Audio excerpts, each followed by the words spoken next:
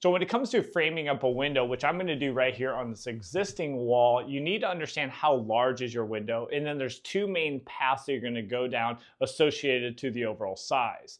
Now, if you're doing a standard shed, single pane, it's not a conditioned space, so you just want something that's going to let a little light in and maybe a little bit of a breeze through, that's going to probably be an 18-inch wide by 23-inch tall or a 24-inch wide by 36-inch tall. So if you have an 18 by 23, let me show you how quick and easy that could be. Yeah, I'm just going to mock it up here with these horizontal 2x4s that will frame in our rough opening. But just know you might have to move one of these studs to get the exact spacing you need, especially for the 18 by 23 or the 24 by 36. So really that is it. We just have to do two horizontal 2x4s, and then we could sink either our nails or screws through the side here and get our rough spacing. Just make sure to gap a little bit, about a 1/4 inch all the way around to make sure you have the right rough opening. And usually the windows, the sizing that they give you, like the 18 by 23 or 24 by 36, that is actually the correct sizing of your rough end.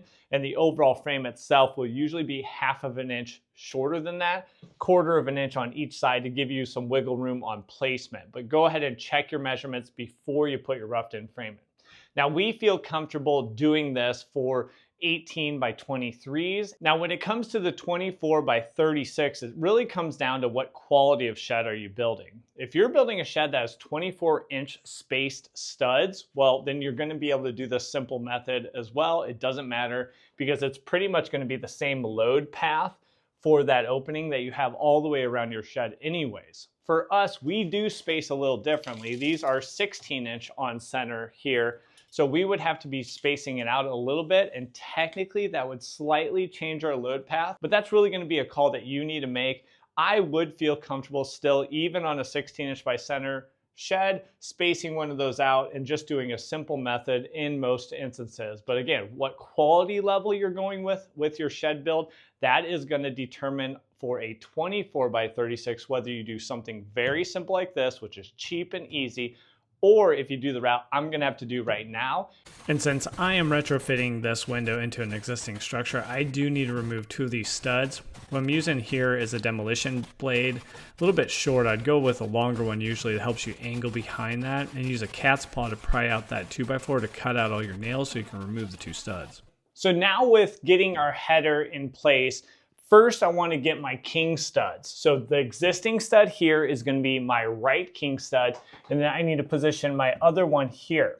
My window is 36 inches wide. This is where some people make a mistake. Your king studs are going to need to be placed 3 inches wider than your rough end opening. Why is that? Because we're going to have studs right on the inside, which are called jack studs, and those are the ones that are going to be pressing up against your header. And don't forget, your header is not 36 inches wide. It's actually, in this case, 39 inches wide, and it's going to be going between your two king studs.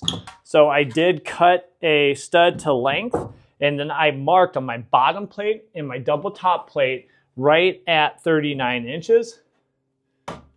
And then we'll go ahead and tap that into place, and then I'll secure. You can do either nails or screws, whichever one you're comfortable with.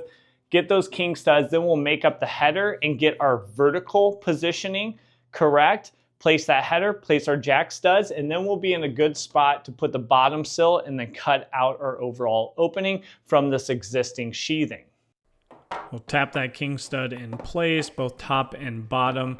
Double check my measurements, just make sure that's 39 inches, and then start to sink a couple screws in the top here. And then once I get that, I'll go to the bottom, looking for the mark, but also checking for plumb. And then once that looks good, I'll secure with a couple toenailed screws in here, and then move on to the header. The header is pretty simple. It's just a couple 2x6 pieces here, cut to 39 inches. And then once you have that, don't forget to put a filler strip as well. This can be a 1/2 inch sheet of plywood, OSB. I'm just using the smart siding here, ripping it to about 5 1/4 inches so it fits in the middle of the two of these. And then I'll drive home some screws, securing everything up. And then that's going to make up your header, and that's what's going to give you structural load pass around your window so you're not pushing on your window and impacting it long term. Now for my instance, I'm just gonna check and see if everything's level if I go right up to the double top plate, because this is a larger window. It's 4 foot tall and I want it to be a little bit higher. So I'll secure that header. You might have a header a little bit lower. That just means you might need to cut some cripple studs to fit between the top of the header and your double top plate. Now we'll go ahead and put those jack studs. That's what's going to transfer the load through the header down through the jack stud. So you want to make sure these are tight and cut correctly before then setting in your sill. And now we're really making the rough end frame opening for that window with all the main components in place, making sure that sill is level. And then I'm gonna put 2 cripple studs in the bottom, one to match up with the seam so I have something to secure my siding to, since we removed that original 2x4, and then this other one goes again in where we removed the last 2x4. Now for me, I like to use a router bit. That's if I have LP smart siding or zip wall. It makes for fast, clean work of cutting out that window opening. Now, if you want to dive way deeper into tools for building sheds, how to build sheds, how to price sheds, how to actually do a side hustle building sheds for customers, or even a path to full-time income where you control your own schedule and you have financial freedom, check the link in the description, or you can scan this QR code and it'll take you over to Shed Skool. And that is where we have an active community, weekly Q&A, we have our course, and we share our lessons learned doing just that here in Georgia. And for a limited time, we actually lowered that down to lifetime access, where you pay a fraction of what you'll make on only your first shed build to get access to everything we have and continue to grow your own business and income potential. Now back to cutting out our window opening. I'm gonna poke a hole right in the corner and then start with that router bit. Now this works great for LP smart siding. Actually works pretty good for zip wall as well, but not both of those. I have 2 layers on this as I've been doing multiple projects showing different things at Everyday Shed and Everyday Home Repairs on this exact 12x16 build. So I'm gonna need to use a wood blade on the Sawzall. Now I do 2 cuts. I'll do a rough cut, getting everything cut out where then I have access and I can see what I'm doing, because I'm going to try to minimize the damage to the actual framing itself. So that's why I kind of stick away from going right up against the 2x4. Then once I have everything opened up, I can do a second pass here, just trimming everything down. But again, the router bit is the preferred method if you can go that route. Now remember, we need to re-secure our siding here. I'm using framing nails because that's what's called out for zip. You might be doing siding nails if you're just doing LP smart siding. And then I'm gonna go ahead and use the zip flashing tape and the stretch tape in the corners. You might not be using this tape, but because I'm doing the full zip system and I'll be doing LP lap siding most likely on this shed, I'm just gonna go ahead and be consistent and seal everything off.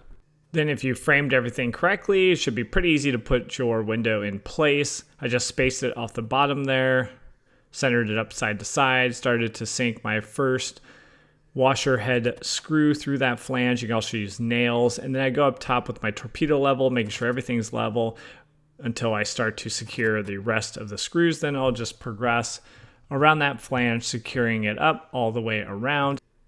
Finishing up with some zip flashing tape on the outside, and that will seal everything up. Let me know in the comments, do you guys leave a hole at the bottom just in case if moisture gets behind there, it has a place to leak out? Here, I'm just sealing everything up and finishing it off. Now let me know if you guys have any questions down in the comments below the video. And we did go through that window install pretty quick, so you can check out this video right here. It will give you more details where Carlos will walk us through a window install on a shed over on Everyday Shed. And if you want to see the dollars and cents behind building simple solid sheds, check out this video right here and I'll walk you through a recent example from a shed build we did down here for a customer in Georgia. So thanks for joining me on this video, and we'll catch you on one of those next ones. Take care.